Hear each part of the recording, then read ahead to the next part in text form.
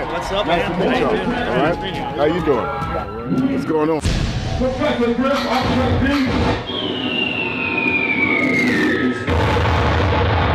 You've been educating people for years on the power and fighting the power.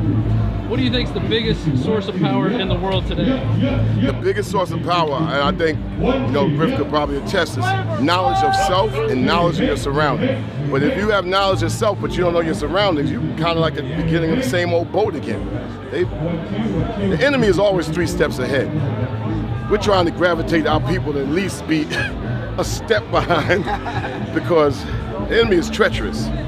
And they come in all shapes, forms, alien spirits. Right, and I think we just doing our part through the medium of music, and we just chose hip-hop as the medium which to fight that particular battle, that's all. And we knew that once we was able to do that in hip-hop, they would see it as fertile ground to go back into it, to use it to flip the people. But that wears off. That wears off when you have to have the perseverance to keep going on. Not to say that you'll win the game, but you got to make sure that people don't lose.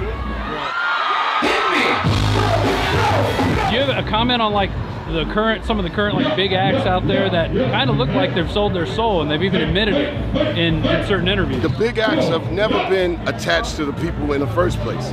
That's why you don't see tours. If you did see a tour, you would never see them interact with their public anyway. It's something like it's almost like a ghost. And so one thing I think I learned from Griff is that you always got to beware of ghosting. There's a lot of ghost images when people were believed there were ghosts in the sky, the ground, some book. You gotta try to get to the physicality of something, even an enemy, and break them down to where they are as a being. They might not be a human being, but they are being, and their whole goal is to be inside you. So that's one of the things we want to use. Tell them about that recent going overseas, playing right across the way from the Rolling Stones. And then looking at the press the next day and, Well, we played right in the shadow of the Rolling Stones, and many people, this was at Glastonbury, biggest festival in the world. And, this country got all kinds of games. My crew had to go half the crew could go because we couldn't get out of the States. We played it, we made an impact. Everywhere else, of course, they acknowledged it back in the United States.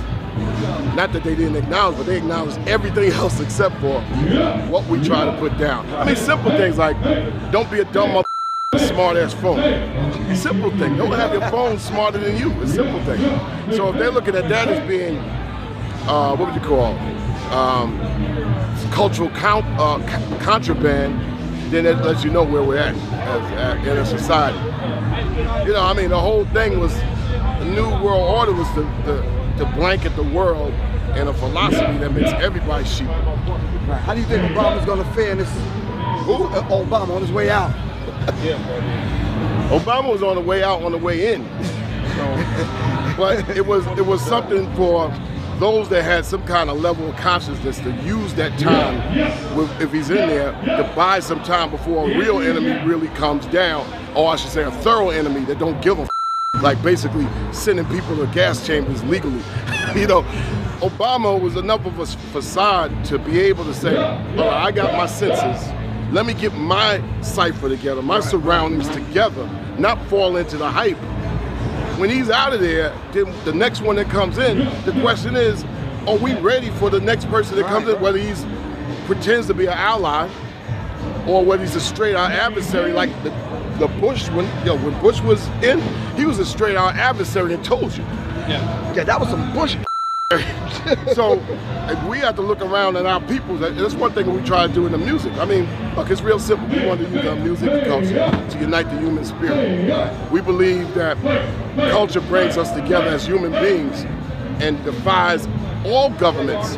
We feel all governments are wicked. So governments like to split people up, categorize human beings, divide so they can conquer them. There's people that don't even think that they can see the world because they need permission to see the planet Earth. A visitor to the planet Earth, right? Music allows you to be a visitor to the planet Earth way before the internet. That's why, where we're at, just culturally, just being able to put the good seed in. So a lot of times when they say, well, Public Enemy is anti this, anti that, we're just anti-ignorant. We've always been about the good seed. So somebody has to clearly define themselves as the the bearer of the bad seed and the bad fruit that go against Public Enemy. And there hasn't been anybody out there, musically or even in a country, that has a clear definition on why we're the bad seed and they're the good seed. You know, we are a bunch of musicians just playing harmonica. I'm glad people that have less acknowledgement getting some credit, like my man Professor Griff. And he instituted a lot of things in rap music and hip hop that were unprecedented and still not duplicated to this day. You know, and you know, it's good to see people that have worked all these years, whether it's production, like Hank Shockley, Gary G. Wiz, S1Ws, everybody to be acknowledged in it, and to keep it going on. You know, people want to be appreciated for their effort. Not that everybody was looking for it. We wasn't looking for it. We came, we felt appreciative, you move on. And like I said, if we could take that one, if it was a one trophy, and we could break it in 10,000 pieces, you best believe we'd be still handing them out.